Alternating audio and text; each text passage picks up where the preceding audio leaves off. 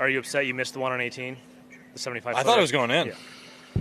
But no, I was glad to tap it in. What were the keys to today's round? Yeah, I just kept a good head on my shoulders. I played really solid. The few times I got into trouble, I got it out pretty quick and hit some nice pitches and, a couple nice putts as well. You've talked about the importance of consistency. How did you spend the break to rest, but then also make sure you were prepared to just play well from the start of the season? Well, I took a lot of time off after the Ryder Cup. Went on vacation after, and then I took a nice break at home.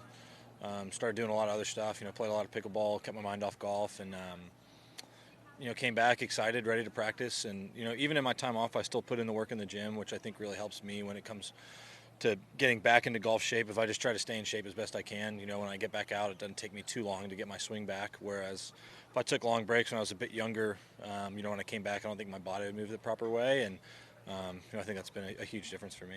Did Phil come over after the Ryder Cup at all, or did that kind of first time at Dallas give you stuff that you keep working? Are you working on the same stuff basically from when you guys started working together? I'd say, yeah, we're working on very similar stuff. He refines it a little bit just because, just getting the right feels. And he did. He came back over right before Thanksgiving, I believe, right as I was really starting to kind of ramp up to get ready for the Bahamas. Then he was in the Bahamas as well, so we were able to get some good work in there as well.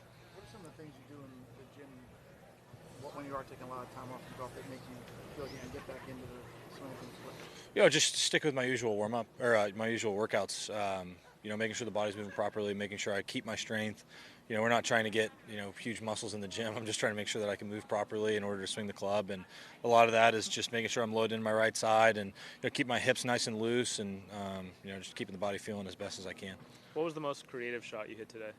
Most creative? I don't know. I felt like I hit some pretty creative ones yesterday when the wind was up a little bit more. Today we didn't have to do as much with the wind being down a little bit.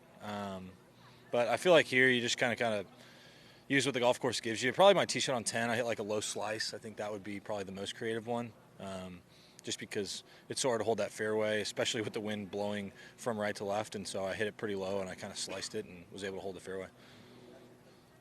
You seem to like shaping shots, working it. Is there a course that you need to shape it or work it more than this one?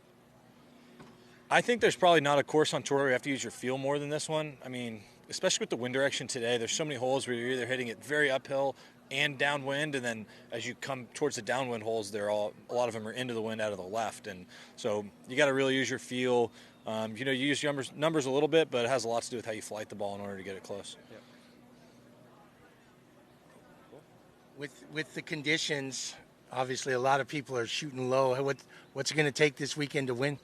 Probably a lot more of what I did today and yesterday. Scores around this place are pretty low, but it's one of those places, if you go out there and play well, I think you're going to get rewarded. And if you start not hitting it in the right spots, you can get in trouble. And you just got to keep the pedal down out here.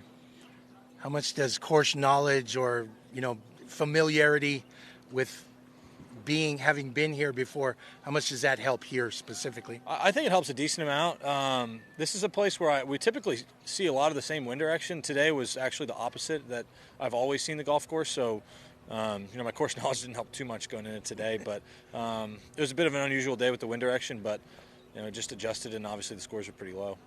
You like this kind of wide fairway, up and a lot of change in elevation. Yeah, the sites. You like this kind of course? Yeah, I mean it's a ton of fun to play. It's definitely where everybody wants to start their year, and a lot of the fairways are really wide, but some of them don't play nearly as wide as they are. So you got to hit good shots, got to shape the ball different ways, and do a lot of different stuff in order to play well out here.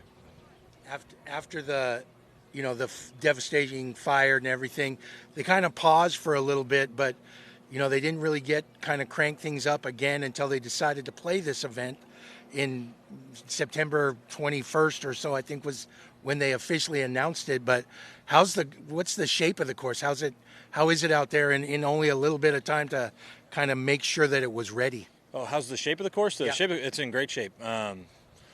Yeah, it's actually as healthy as I've seen it. I mean, it's in really good shape. A lot of times, I think here it can get extremely grainy, and I think the grain's actually down a little bit this year, and the pitching areas, I think, are a little bit easier to play out of than they are in years past. And, greens are nearly perfect out there as well.